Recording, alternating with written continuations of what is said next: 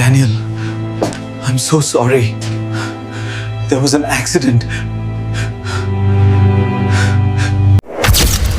You ever get a phone call so shocking, so unbelievable, that your brain simply refuses to process the words? Yeah, that's exactly what happened to me. Because one ordinary Tuesday morning, I found out my 3,500-acre family farm had been sold. Sold. Not listed. Not negotiated. Not discussed. Sold. And the people responsible? My HOA. Now, if you've ever dealt with an HOA before, you already know how ridiculous they can be. Complaints about grass height. Complaints about mailbox colors. Complaints about fences. But my HOA? They took things to an entirely different level. Because these people didn't just try controlling my property. They tried stealing it. And for a while, they actually succeeded. But what they didn't realize was that the quiet farmer they thought they could push around had something they never expected. Patience. And once I discovered what they'd done behind closed doors, I decided I was going to destroy their entire system legally. Not with violence.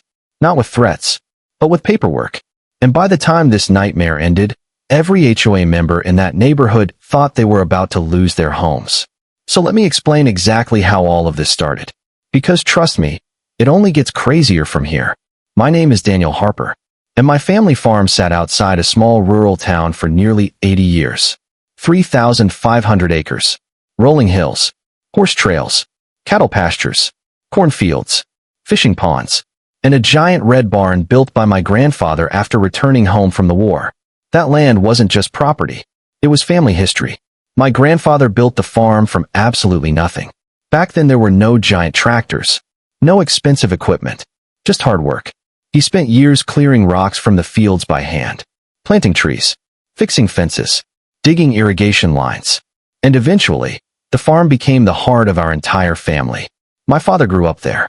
I grew up there. Every part of that land carried memories. The north pasture was where my dad taught me horseback riding. The west field was where we held family cookouts every summer. And the old barn still had my grandfather's initials carved into one of the wooden support beams. As a kid, I truly believed I'd spend my entire life there. And honestly, I almost did. When my father passed away, he left the property to me. Not because I was rich, not because I was special, but because I was the only person willing to stay and protect it. Most of my relatives moved away years ago. Some wanted city life. Others wanted easier careers. And I understood that. Farm life isn't glamorous. You wake up before sunrise. You work in freezing weather. You work in burning heat. And sometimes you spend 16 straight hours fixing problems nobody else even notices. But despite all of that, I loved the farm. Because it felt peaceful. Every morning I'd walk outside with coffee in my hand and hear nothing except wind, birds, and cattle moving through the grass. Real peace. The kind most people never experience anymore. But over time, the town changed. Developers started showing up. Luxury neighborhoods spread across old farmland. Shopping centers replaced ranches. And eventually, a massive gated HOA community was built directly beside part of our property. At first things were fine. The new residents mostly kept to themselves. But then the complaints started. The HOA said my tractors were too loud. Then they complained about livestock smells. Then they demanded I replace old fencing because it supposedly damaged community appearance. I ignored most of it. Because frankly, my farm existed decades before their luxury homes did. But one person especially seemed obsessed with controlling everything. HOA President Karen Whitmore. And trust me when I say, this woman treated the neighborhood like her personal kingdom. Karen always dressed like she was running for political office. Perfect hair. Perfect makeup. Expensive sunglasses. Fake smile. And every conversation somehow turned into a lecture about community standards. She hated my farm. You could see it every time she looked across those fields. To Karen, my land wasn't family history. It wasn't heritage. It wasn't legacy. It was opportunity. Millions of dollars waiting to happen. Over the years, developers approached me several times. Huge offers. Life-changing money. One company offered enough for me to retire immediately. But I refused every single time. Because once land like that disappears, it never comes back. And honestly, I think my refusals made Karen angry. She wasn't used to hearing the word no. Especially from somebody she viewed as just a farmer. Then things started getting aggressive. The HOA sent official complaints. Noise complaints. Environmental complaints. At one point, they even claimed my cattle fencing violated community harmony standards. I wish I was joking. One afternoon, Karen actually showed up at my front gate demanding I repaint one of my barns because the faded red color supposedly lowered nearby property values. That barn was older than half the people living in her neighborhood. But Karen didn't care. Because to people like her, history only matters when it makes money. The call that changed everything came while I was out of state. My mother needed surgery 2 states away, so I spent nearly 10 days helping her recover. Everything seemed normal, until the morning my lawyer called. I still remember the exact tone in his voice. Serious, confused, almost nervous. He said, "Daniel, where are you right now?" I told him I was still with my mother. Then he said something that made my stomach drop. "You need to come back immediately." I asked why, and after a long pause, he said, "Your farm was transferred yesterday." For a second, I genuinely thought I misheard him. Transferred? What did that even mean? I told him there had to be a mistake. But according to county records, ownership had already changed. The documents were signed, approved, processed, registered. I nearly dropped my phone. You can't just sell someone's land. Especially not thousands of acres. Not legally. Unless somebody inside the system helped make it happen. That 12-hour drive home felt endless. Every mile made my chest tighter. My mind kept racing. Maybe it was fraud. Maybe fake paperwork was filed. Maybe somebody hacked records. But deep down, I already knew exactly who was involved. Karen. Because she'd been pressuring me for years to sell portions of the property. And apparently, Karen didn't like hearing no. When I finally reached the farm, I felt physically sick. Bulldozers were parked near the southern fields. Survey stakes covered the land.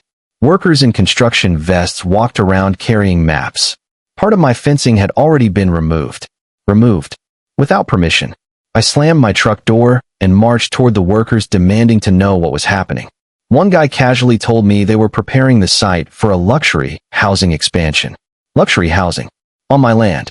Then I saw her. Karen Whitmore. Standing near the gate with a clipboard in her hand like she already owned the place. The moment she noticed me, she smiled. Not a friendly smile. The kind of smile somebody gives when they think they've already won. She calmly walked over and said, "Well, Daniel, you finally made it back."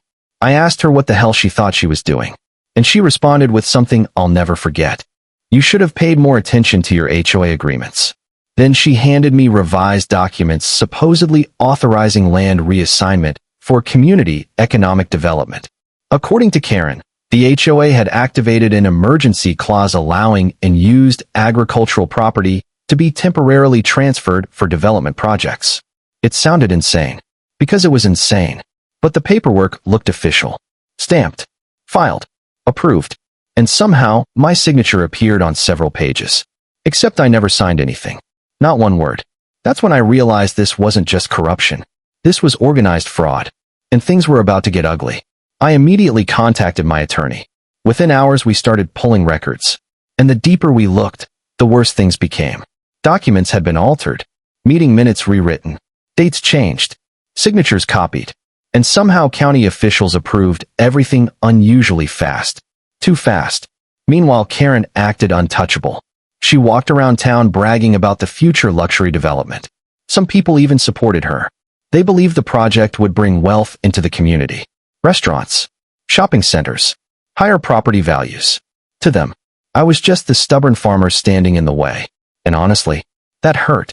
Because these were people I'd known for years. People whose fences I repaired after storms. People I helped during emergencies. But suddenly, money mattered more than loyalty. Then came the worst moment of all. One afternoon, I walked through the west field where my father taught me horseback riding. And I saw orange spray paint covering dozens of old oak trees. Trees my grandfather planted himself. Every painted mark meant demolition. That was the moment something inside me changed. Because this stopped being about property. This became personal. And standing there in those fields, I quietly promised myself something.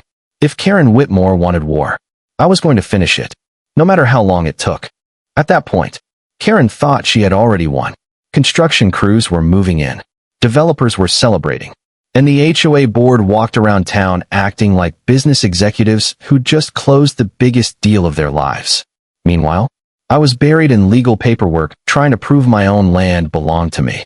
Sounds ridiculous, right? But that's exactly how corrupt systems work. Once enough powerful people sign enough documents, truth suddenly becomes complicated. And for 2 straight weeks, it honestly felt like I was losing. Every morning, I'd wake up hoping my attorney found something useful. And every evening, I went to sleep feeling worse than before. Because while we searched for answers, construction crews kept preparing my land for development. The southern fields were already marked for roads. Survey crews walked across my property like they owned it. Heavy equipment sat parked near the old cattle fences. And every single time I drove past those machines, I felt angry enough to explode.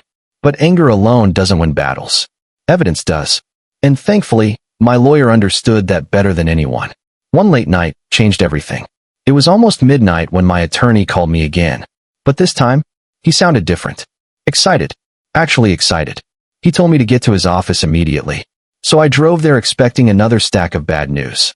Instead, I walked into the most important meeting of my life. His office looked like a war room.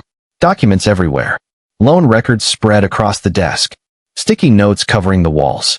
Coffee cups stacked everywhere like nobody had slept in days. The moment I walked in, my attorney looked at me and said, "Daniel, I think Karen just destroyed her entire HOA." At first I thought he was joking, but then he handed me several financial documents. And slowly, the entire scam started making sense. Years earlier, the HOA secretly secured a massive private development loan. Millions of dollars. Apparently Karen had been planning luxury expansion projects for years. Private shopping areas, artificial lakes, country clubs, high-end estates, walking trails. She wanted to transform the entire area into some upscale resort-style community. The problem? The HOA didn't actually own enough valuable assets to secure the loan. So Karen did something unbelievable. She used the neighborhood homes as collateral. Not metaphorically, literally. Every HOA member's property had been quietly tied into the agreement. Most homeowners had absolutely no idea. They thought they were signing standard HOA paperwork, routine forms, financial updates, refinancing agreements. But buried deep inside those documents, hidden under pages of legal language, was one devastating clause. If fraud occurred within HOA leadership, collateral rights could legally transfer during settlement proceedings. I remember staring at my attorney completely speechless. Then he leaned back in his chair and said something I'll never forget. "Karen tried stealing your farm, but she accidentally put her entire neighborhood at risk instead." That was the exact moment everything changed. For the first time since this nightmare started, the power shifted, and Karen had absolutely no idea. From that moment on, we stopped playing defense. Now we were hunting. Every forged signature, every altered document, every suspicious payment, every hidden agreement. We subpoenaed county records, reviewed financial statements, interviewed former HOA employees, and slowly, the truth started surfacing piece by piece. A former HOA accountant admitted Karen pressured staff into backdating documents. One maintenance worker revealed he overheard developers discussing fast-tracking ownership transfers. Then came the biggest breakthrough of all: security footage. A county employee anonymously leaked surveillance video showing Karen entering the county records office late at night with one of the developers. Neither of them were authorized to be there after hours. And the timestamp? It matched the exact night ownership files changed. At that point, we knew we had them, but we still needed the court to see it. Meanwhile, Karen kept pretending everything was under control. She held neighborhood meetings assuring residents the development project was completely legal. Some homeowners believed her. Others started getting nervous, especially after rumors about the secret collateral agreements began spreading through the neighborhood. People started asking questions. Questions Karen didn't want answered. Suddenly, HOA meetings turned chaotic. Neighbors argued with each other. Residents demanded access to financial records. Karen refused. And that refusal only made people even more suspicious. Then the local news got involved. And once reporters started digging around, things escalated fast. Every station in the county covered the story. Farmer claims HOA stole property. Luxury development under investigation. Fraud allegations shake local HOA. The entire town became obsessed with the case. Some people supported me. Others thought I was exaggerating. But nobody ignored it anymore. Then came the trial. And trust me when I say, that courtroom felt less like a legal hearing and more like a battlefield. The place was packed every single day. Farmers, developers, homeowners, reporters, even people from nearby towns showed up just to watch. Karen entered every hearing dressed perfectly. Perfect suit, perfect hair, perfect smile. She acted calm and confident like she still controlled the entire situation. Her attorneys painted me as some emotional farmer resisting economic progress. According to them, I was overreacting. The development project was supposedly legal. The paperwork was supposedly valid. And Karen was supposedly helping the community. But confidence disappears quickly once evidence starts piling up. My attorney systematically destroyed their entire story piece by piece. First came the forged signatures, then the altered meeting records, then suspicious money transfers between the HOA and developers, and finally, the surveillance footage. The moment that video played inside the courtroom, the entire room went silent. Nobody moved. Nobody spoke. You could literally hear people whispering behind us. Karen's attorney immediately jumped up objecting. Didn't matter. The judge allowed it. Then my lawyer revealed the collateral agreements tied to HOA member homes. And suddenly everything changed. Because for the first time, homeowners sitting behind Karen realized this scandal could directly affect them.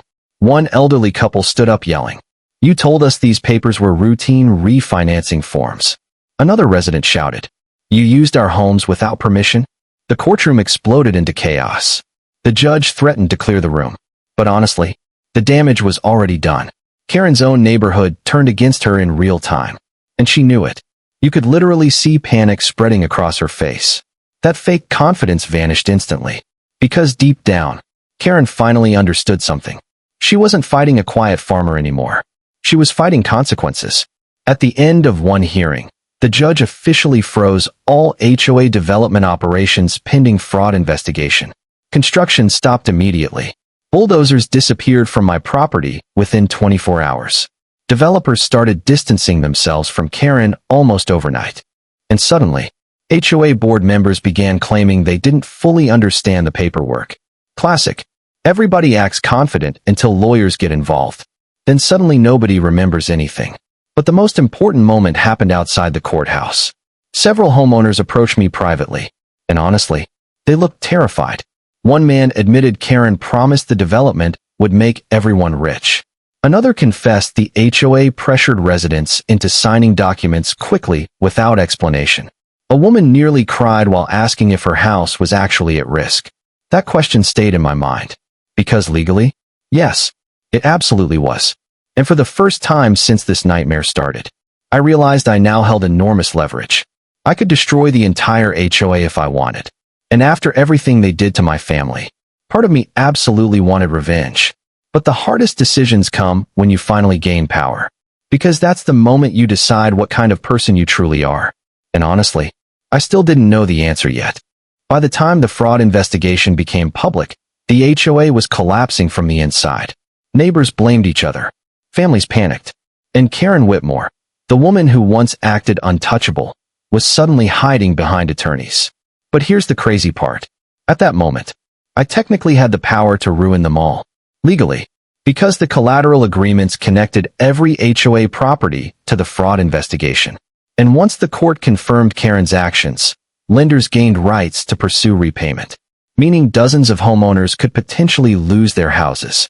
The irony was unbelievable. Karen tried stealing my land. Instead, she nearly destroyed her entire neighborhood. And now everyone waited to see what I would do next. Things spiraled fast. Emergency HOA meetings turned into screaming matches. Residents demanded Karen resign immediately. Some threatened lawsuits. Others started blaming each other. And within days, for sale signs appeared across the neighborhood almost overnight. Property values dropped. News vans parked outside the entrance every single day.